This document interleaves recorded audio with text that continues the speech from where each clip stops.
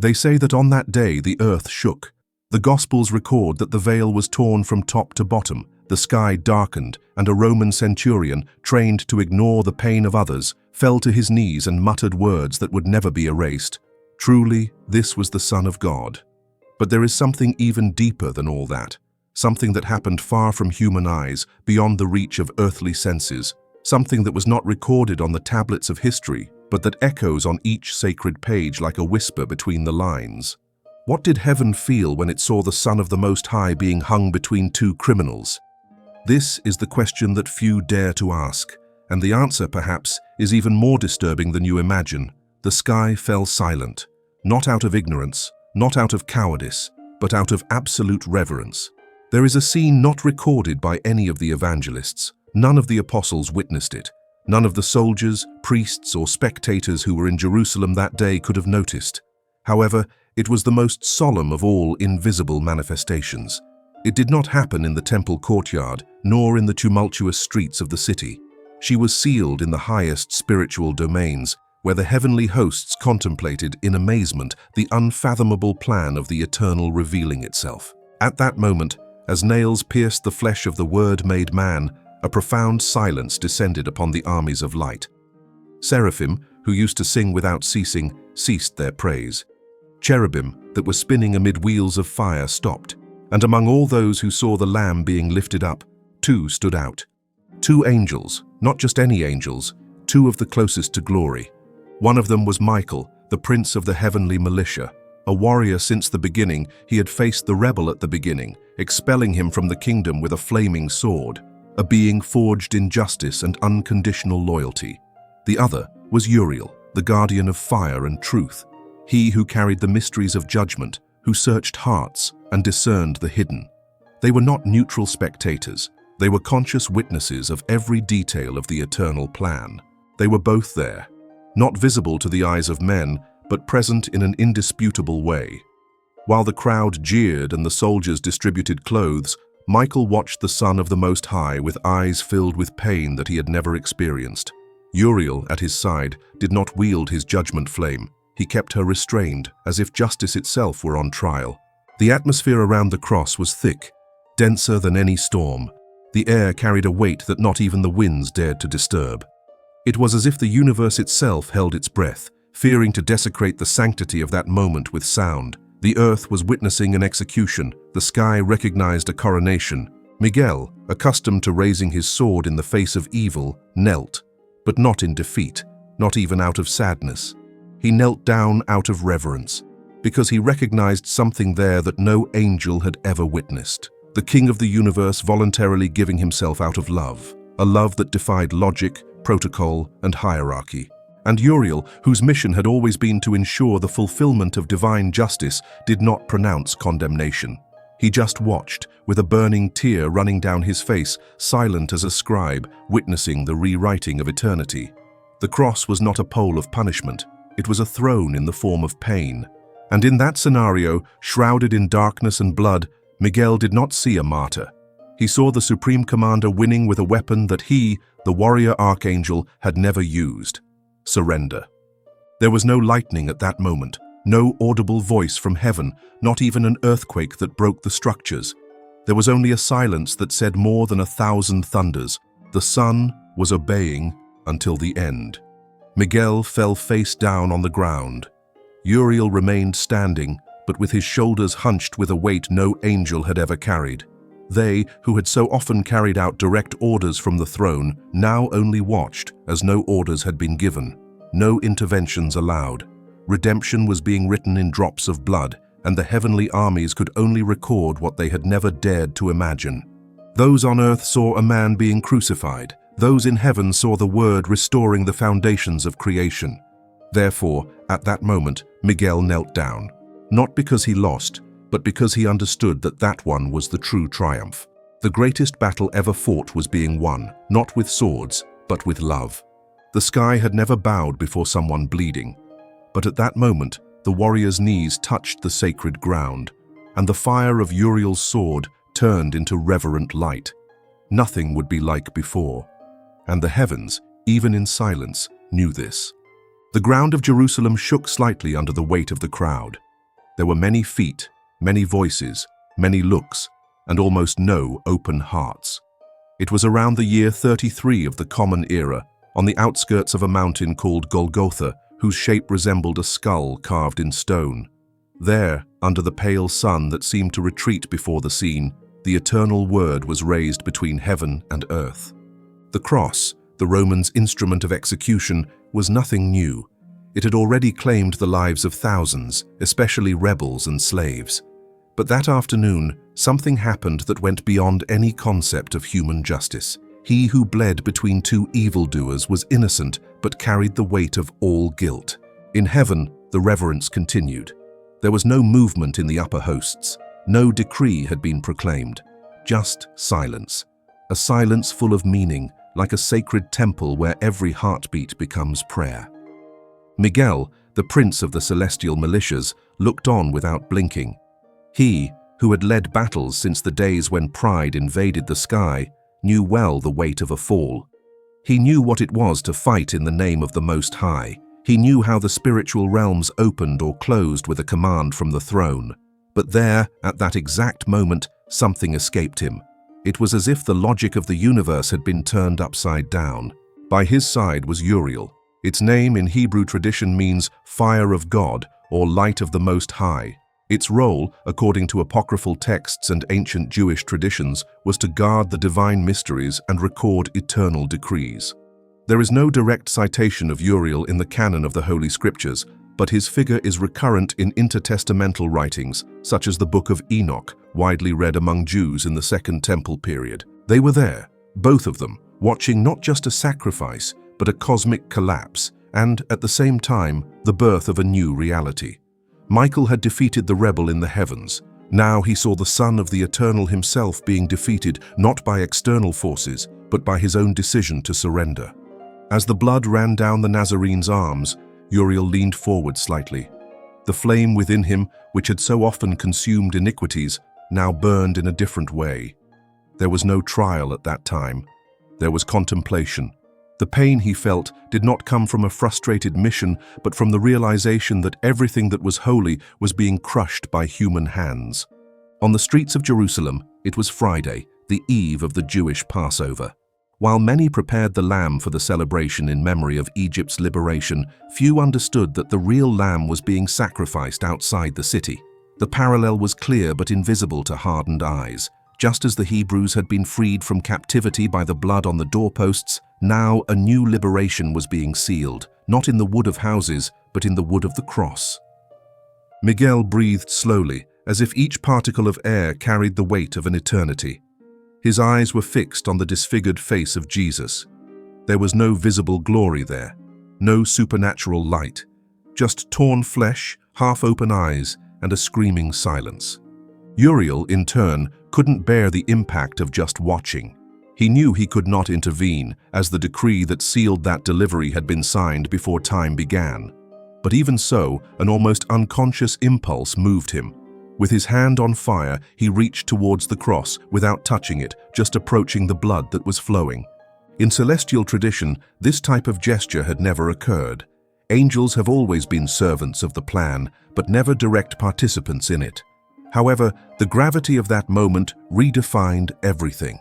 The blood of Christ was not only forgiving sins, it was redefining the limits of creation. It was being poured out, not as a symbol, but as an essence. The tear that fell from Miguel's face did not evaporate. It was not forgotten. She became part of history that would never be erased from eternal records. On earth, few noticed. Some scoffed, others looked away. But Miguel and Uriel knew. They felt in their very essence that they were facing the greatest inversion ever carried out. The Creator injured by his creature, the light being turned off in human eyes but lit in the invisible domains. The sky did not cry for defeat. I cried for love. Michael, who so often proclaimed victories over darkness with his sword, now saw the word win without wielding any weapon. Christ did not shout orders, he did not make threats, and he did not demand justice. He just loved until his last breath. Uriel, holding the fire in his hand, watched the course of history being written in inks that no man could see. They weren't just acts. They were spiritual decrees being sealed with blood. It was judgment being overcome by grace. It was heaven for the first time, prostrating itself before pain, not as something foreign, but as a path. And time seemed to slow down. On the cross, the Nazarene's lips opened. The sound was faint, almost inaudible, but it carried the strength of 1,000 armies. "Father, forgive them." Upon hearing this, Miguel and Uriel bowed their heads, not out of fear, not in order, but out of absolute respect. It was as if the sky itself was bowing before the strength of a love that seeks no revenge. The cross was not an accident, it was the center of the eternal will, and the two angels knew that, from that moment on, no look at the throne would be the same, because the king now had marks on his hands. If this message is making sense to you so far, write Amen in the comments. It's a way to show that you're together on this journey and continue with an open heart. The wind blew shyly over the mountain. There wasn't enough breeze to alleviate the heat of the blood running down the wood. The cross remained embedded like a wound in the ground itself, while the body of the Messiah hung between the gravity of death and the glory of sacrifice. Every drop that fell did not disappear into the dry earth. In the invisible, it was registered, not as a tragic accident, but as a living decree, a sacred sentence. That afternoon, the universe witnessed the birth of a court never seen before. There were no benches for the accused, no earthly judges, and no witnesses called. But there, between sky and ground, something much bigger was underway. The most profound judgment in history was being written, not with human laws, but with the Son's own blood. Uriel, the bringer of fire, remained with his eyes fixed on the scene, but his attention was no longer limited to the cross. Something had been activated in the eternal dimensions. A silent command, which did not need to be spoken aloud, passed through the spiritual realms like an absolute vibration. He felt it, not in his ears, but in the core of his being. It was time to open the records. Into his hand, previously enveloped only by the flame of zeal, descended a scroll of light. It was made of eternal substance, a type of matter that does not fall apart, as it exists outside of time. Uriel received him with reverence. With his fingers still shaking, he began to record not the acts of men, but the eternal implications of that blood spilled. This act, in itself, is a profound mystery, because in the spiritual system of the kingdom, everything that is eternal is written. There is no divine gesture that is not preserved on the heavenly tablets. But what Uriel was writing at that moment was unlike anything that had ever been recorded. It wasn't just an event, it was the foundation of a new reality. Meanwhile, Miguel remained motionless. His wings, which had so often cut through the skies in combat movements, now spread out softly, like a cloak that protected those near the cross. He could not be seen, but the hearts that cried there, especially Mary's, felt an inexplicable warmth, as if a silent presence said, "You are not alone." The concept of judgment in the spiritual world is not only linked to punishment. Judging, in the deepest biblical terms, is establishing the truth. It is defining what remains and what will be undone. And at that moment, the blood of Christ was not just paying a debt. He was affirming, with every drop, that love had prevailed over accusation. The Apostle Paul, decades later, would explain this concept in his letter to the Colossians. He wrote that, on the cross, Jesus cancelled the debt written against us. The term used in the original Greek refers to a formal list of charges, like a certificate of guilt. And what was done with this list? It was nailed to the cross, torn by her own sacrifice. Uriel, now surrounded by an aura of reverence, continued to write. But every word that appeared on the parchment was not formulated by him. The sentences were born from blood. The act of delivery itself generated the sentence. It was not a narrative dictated by someone superior. It was love, alive, writing with the ink of sacrifice. Each record became a decree. Each line, a break with the rules of the old pact. The Mosaic law, with its rigid requirements, its system of repetitive sacrifices, and its barriers between man and God, was being replaced by something new, direct access. This concept was so revolutionary that not even angels could fully understand it. Until that moment, every relationship between humanity and eternity went through mediations, priests, altars, veils, rituals.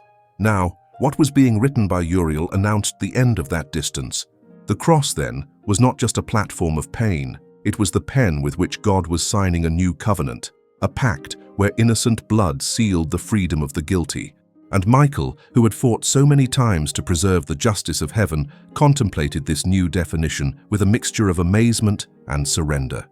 Because justice, that afternoon, did not mean condemnation, it meant replacement. An innocent person put himself in the place of the guilty. A righteous person assumed the sentence of many. And in the most paradoxical act of all time, the judge allowed the judgment to fall upon himself so that the defendants were acquitted. Uriel, already enveloped in light, steadied his hands.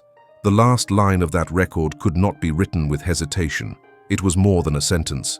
It was the synthesis of what had happened since the foundation of the world. And he recorded it with conviction. This blood will forever be the defense before the throne. There was no return. History had been marked, not with wars, not with human treaties, but with love sealed by sacrifice. The judgment had been consummated, and the eternal verdict was given. The next day arrived without fanfare.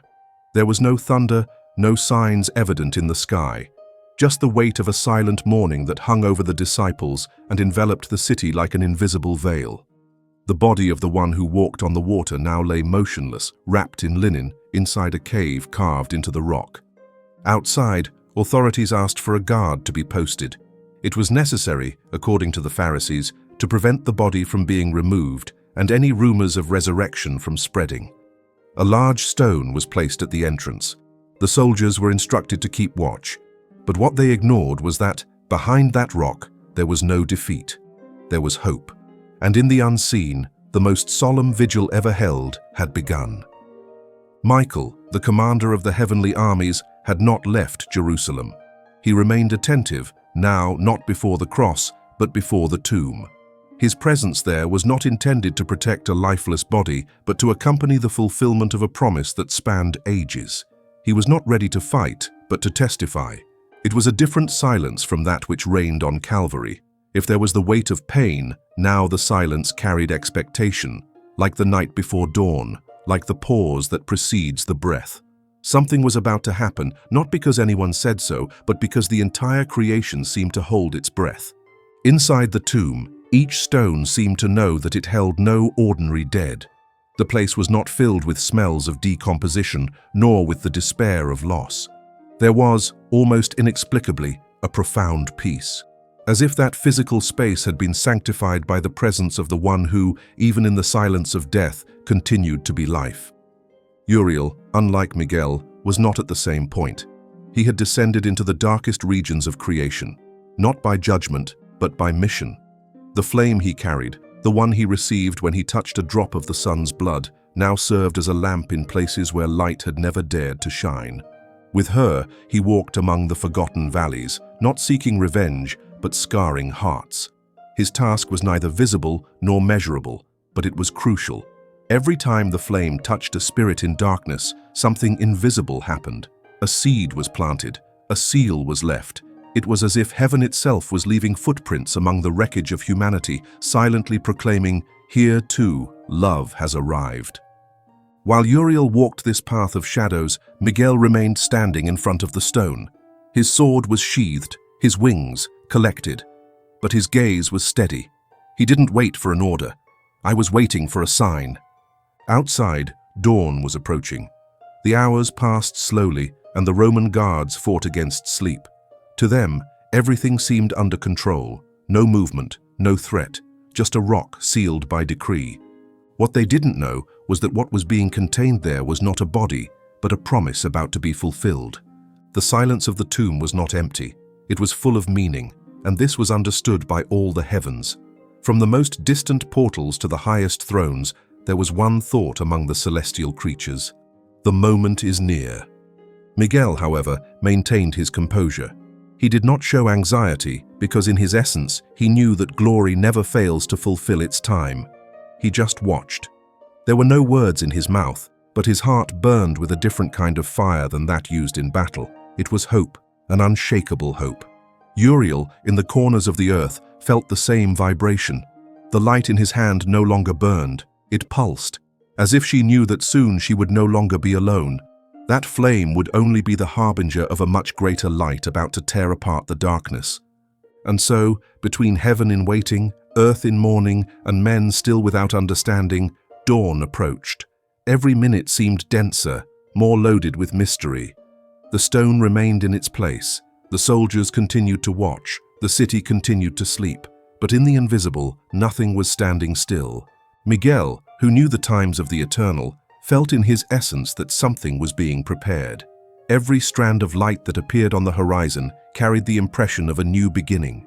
There were no sounds, but there was life. The tomb vigil was not marked by words or gestures. It was marked by presence. The presence of those who believe, those who keep, and those who honor what was promised. And this honor was expressed not by noise, but by absolute fidelity to the appointed time. There, in front of that stone, the warrior stood sentry. The messenger became a beacon, and the whole sky waited. Because what was about to happen would surpass everything that had been seen since the beginning. And Miguel knew that. That's why it remained, firmly, silently, waiting for the moment when hope would stop being a promise and become a resurrection. The night had been long, but the darkness would not last forever. Somewhere between the end of dawn and the first faint glow of the horizon, the entire creation seemed to shudder to a distinct beat. It was not the noise of thunder nor the noise of armies. It was something more subtle and, at the same time, infinitely more powerful. Life was returning.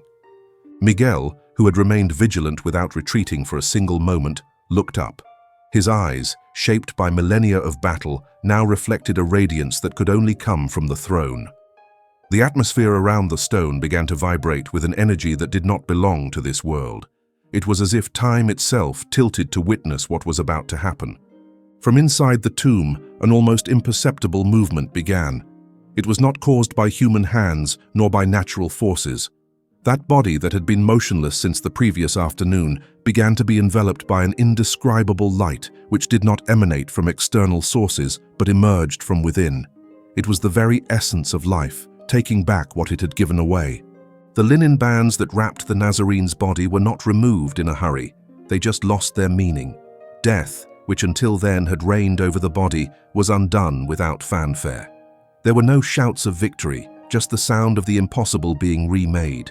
Christ opened his eyes, and in that instant, everything changed. The light that exploded inside the tomb could not be contained. She passed through the rock, touched the heavens, swept away spiritual darkness, and shook the foundations of death. The guards, who were watching outside, fell to the ground like men struck by an invisible wind. The natural world reacted without understanding, but in the unseen, the heavens erupted in worship. Uriel, who walked through the hidden regions of existence, felt the vibration pass through every corner where the flame had touched. That spark he carried now found its source, and wherever death thought it reigned, a crack opened, because life had breathed again. Miguel took a step forward. His sword remained at rest, but his eyes contemplated something that not even the angels had imagined seeing, the Son of the Eternal, resurrecting not as a fragile man, but as the Lord of life, victorious over all condemnation.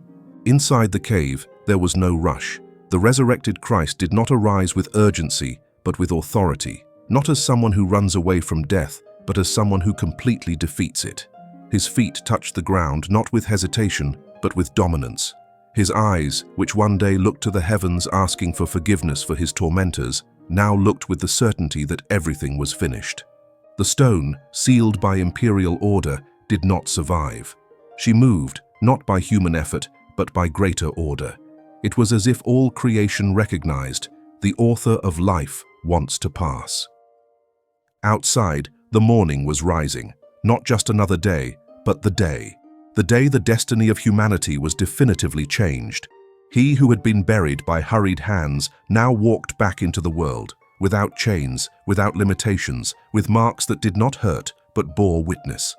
Miguel knelt down, not out of sadness, but out of reverence before the restored glory. He no longer saw the body wounded and bowed by suffering. Before him stood the King, resurrected in power, with eyes that held eternity in their gaze.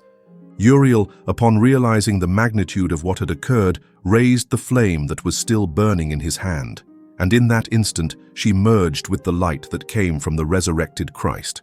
There was no longer any need to watch darkness. The light had won. In the city, no one still understood what had happened. The streets were quiet.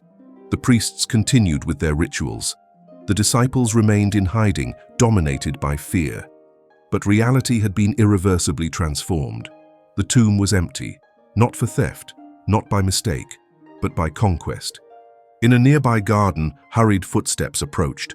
It was a woman. His eyes were swollen. Your soul, torn apart by the pain of absence. She was looking for the body of the one she loved. I didn't expect to find light. I expected to cry again. But all it took was hearing his name. The voice that called him didn't need to explain. He didn't give speeches. I just said, "Maria." And she knew. It was him. No longer wrapped in linen, no longer bloodied, but present, alive, undeniable. The same person who had expelled demons from his life now revealed himself as the one who had defeated death itself.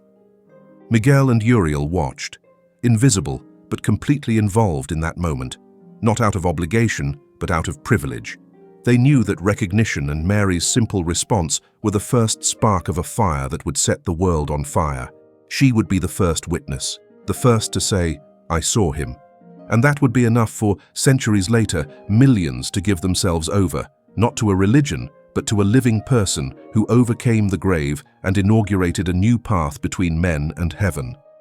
That morning, not just one man was resurrected. Eternity has awakened among the living, and heaven would never be the same again. The sun had overcome the morning mist, spreading its first beams over the still sleeping city. In every corner, a new story was about to be born, although men still walked with heavy eyes. Maria ran from the garden, carrying on her feet the urgency of news that the world was not yet ready to hear. Death lost its hold. Christ had risen, but this was not a silent return to the ordinary. He did not return to resume what was interrupted. He returned to establish something unprecedented. Time, which until then had been a continuous line of promises and expectations, now bowed before a fait accompli. Eternity had crossed paths with history and flesh and blood and emerged victorious. Behind the celestial scenes, Michael and Uriel did not return to their previous posts. They did not return to the war ranks as if everything was over. On the contrary, they received new designations. Not combat, but continuous vigilance over what had been started. The sky was now scarred. The throne remained high, but its access had been torn from top to bottom. Separation was no longer a sentence, it was just a choice. Every step Jesus took after that third day carried a new kind of authority. He no longer needed to explain who he was. His gestures spoke for themselves. He touched the wounded, appeared between walls, ate with those who doubted, and restored those who denied him. There was no shadow of revenge. There was a generosity that transcended understanding. And that was what set off all hell. It wasn't the signs. It wasn't miracles. It was love devoid of bitterness, unreserved mercy. The restoration was offered without requirement.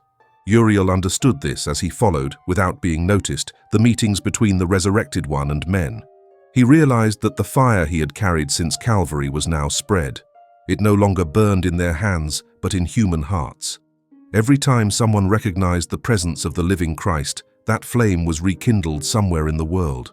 Miguel, in turn, flew in silence over the first steps of the nascent church. When the apostles prayed in secret, he guarded them. When persecution arose, he opened invisible paths, but not out of obligation. He did so because he had seen the price of redemption. He had knelt before the one who won through love, and now he defended that king's bride with the same devotion with which he had once fought in heaven. Meanwhile, in the humble homes of Jerusalem, something extraordinary was beginning. Men and women who had lost everything found a new reason to carry on. Not for cold doctrines or imposing temples, but for a truth that burned in the chest. He's alive. And that changed everything. Centuries have passed since that day. Empires collapsed. Civilizations have reshaped themselves. New languages were spoken. The world has seen advances, setbacks, wars, and reconstructions. But in all these moments, the echo of that morning never ceased. Because from that moment the stone was removed, No spiritual prison had the right to remain closed. Even today, there are those who live as if everything had ended on Calvary. There are those who look at the cross and see only tragedy. But those who know the full story know the tomb is empty. And that is the starting point. It wasn't an ending, it was a fresh start. The Lamb who was slain now reigns, and his reign is not imposed, it is accepted. His glory does not overwhelm, she attracts. Your love does not demand, it transforms. And the question that remains is not whether he will return. This was declared by his own mouth, with the same conviction with which he predicted his death and resurrection. The real question is, when he returns, will you find faith? Will you find hearts still burning with the fire of that day? Miguel and Uriel continue their missions. They know what was sealed. They know that the story is still heading towards its climax. But until then, they remain guardians no longer of the law, but of the living promise, of what was written not in ink, but in blood. Eternity has already begun. She is not in the distant future. It began there, the moment the resurrected one's eyes opened inside the cave. It began the moment love rose with healing wounds. And if you've come this far, it's because you heard the subtle call of this story, a story that does not end with a period, but with a silent call. Because now the eyes of heaven are upon the earth, and the steps of the King, the same one who overcame the cross, death, and time, are approaching again. The vigil continues, but this time not in front of a tomb, but in front of eternity that approaches again. If you enjoyed the content and want to support our work so we can continue to bring you more research and in-depth analysis, please consider making a donation of any amount. This contribution directly helps the channel grow and produce even richer materials. Thank you very much for your support.